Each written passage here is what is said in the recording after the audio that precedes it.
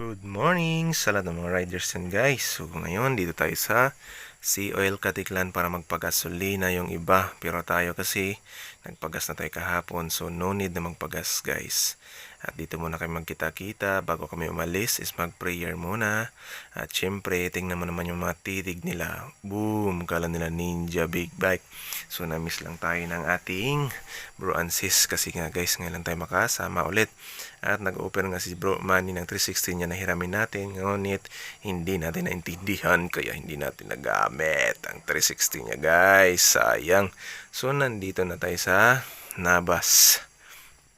At syempre, hindi magpapahuli ang ating captain yan. Ang ating road captain na si Bro GR.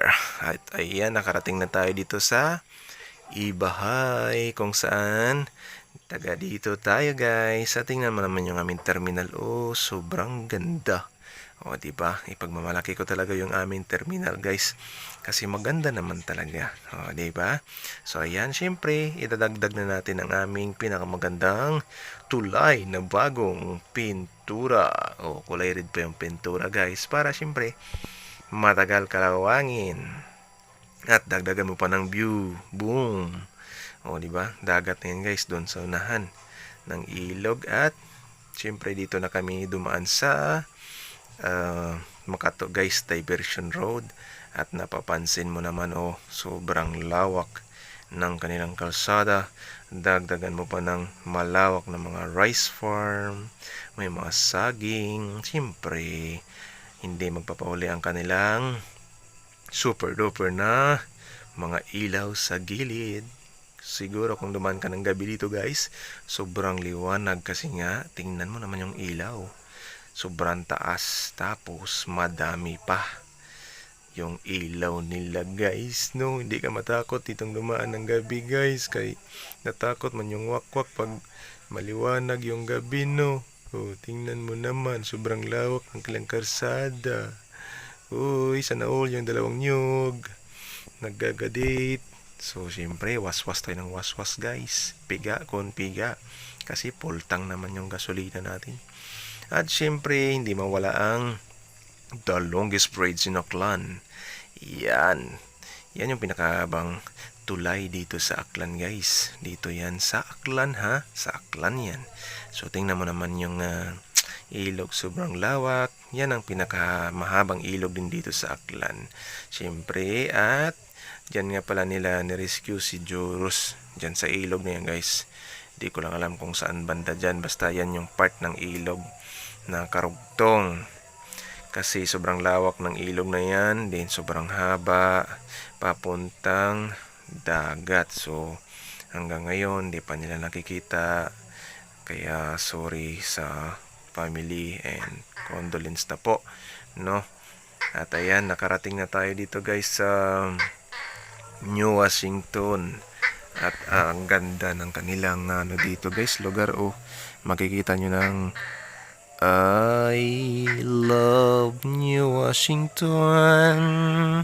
Sobrang lawak din ang kalsada nila dito guys. Siyempre hindi yan mawawala ang kanilang paninda dyan sa gilid mga restaurant and then mga paninda ng tahong, talaba. Yun yung pinaka the best dito sa New Washington guys, yung mga talaba nila dito at mga tahong na pinagmamalaki kasi masarap naman talaga yung mga talaba rito galing sa New Washington. Malalawak dito yung kanilang mga fish pond, tapos yung mga talabahan.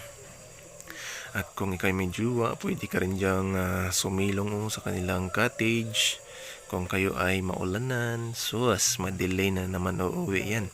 At ito guys, napansin natin sobrang dami ng bambu, malalaki pa. Siguro mura, siguro yan. Galing siguro sa Libakaw guys. At syempre, dumaan tayo sa arko-arko na yun. Hindi ko nabasa kung anong pangalan ng barangay guys. So yun, bambu ulit. So, sobrang daming bambu dito guys. Mura lang siguro yan no. At syempre dito, puro lang ako syempre guys. May kasabay na tayong mga riders. At siguro, malapit na yung ating venue no, kung saan dun tayo pupunta. Hindi ko alam kung anong barangay guys. So ayun, may nakita ko sa unahan, nagsinyas, mag left side daw.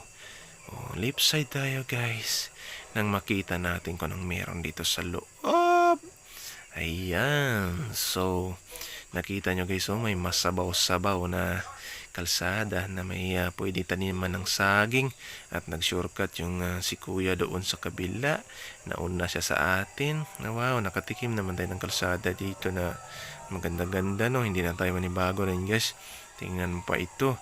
Abay kapitan, baka naman mag-request ka ng papers or anong proseso dito na masiminto na to guys, para hindi na mahirapan yung mga dumadaan dito ng mga tao, mga students, mga motorista, four wheels, at syempre, yung sa gilid guys, may fish pond, siguro may isda yan dyan, di ba? Syempre, pag may tubig, may isda. Alright. So, dito naman tayo dadaan sa guys, sa right side. May sinyas na naman na left side daw. So, left side tayo guys, baka marong send tayo ba? So, dito tayo dadaan sa maraming pabahay. Ayan. Hindi ko alam kung hulugan ba yan o free ng government. Sa mga taong nakakuha ng pabahay, congratulations po. Ayan, alright. Halagaan nyo yung mga bahay nyo mga idol So, sobrang layo guys. At okay lang yan, hindi nakakapagod pag ikaw ay nagsishare ng iyong blessings. At also, meron din tayong content.